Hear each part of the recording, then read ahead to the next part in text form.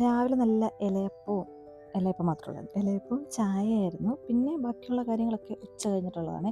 അപ്പോൾ ഇതിലെൻ്റെ ഡ്രസ്സും എൻ്റെ കോലും കണ്ടിട്ട് ആരും എന്നെ ജഡ്ജ് ചെയ്യരുത്. കാരണം അമ്മ അതിൽ പണിയെടുത്തിട്ട് നിൽക്കുകയാണ്.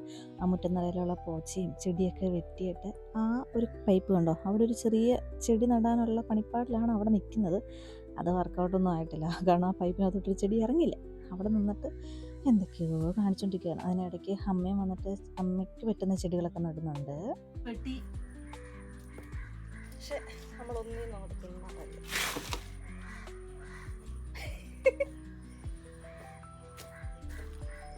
അതെടുക്കാൻ നോക്കുമെന്നോ പാട് വിടും മോളെ, നിരക്കിക്കൊണ്ട് പോകാൻ പറ്റും.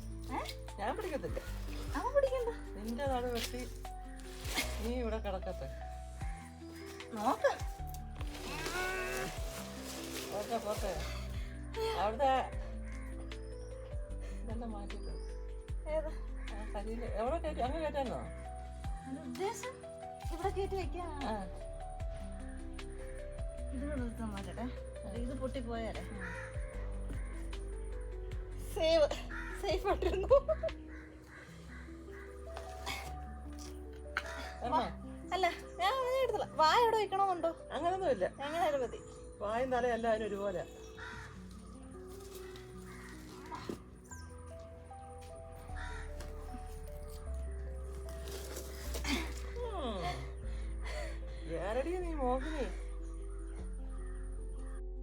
ആ വലിച്ചോണ്ട് വന്നത് ഒരു മീൻ പെട്ടിയാണ്. വർഷങ്ങളായിട്ട് അതവിടെ അങ്ങനെ ഇരുന്ന് ഉറഞ്ഞുപോയി. അതാണ് ഞാൻ ആ വലിച്ചോണ്ട് വന്ന് അതവിടെ കൊണ്ട് വെച്ചത്. അതിന് ശേഷം അമ്മ ചായയൊക്കെ ഇട്ടുകൊണ്ട് വന്ന് ചായയൊക്കെ കുടിച്ചിട്ട് ഞങ്ങളുടെ മുറ്റത്ത് കുറേ കറ്റാർവാഴയുണ്ട്. അപ്പോൾ അതിൻ്റെ ഒരു തണ്ടെടുത്തുകൊണ്ട് വന്നിട്ട് തലയിലൊക്കെ തേച്ച് കുറേ നേരം ഇരുന്ന് നല്ലൊരു കുളിയൊക്കെ പാസ്സാക്കി വൈകുന്നേരം നമ്മൾ കപ്പയും ചിക്കൻ കറിയായിരുന്നു.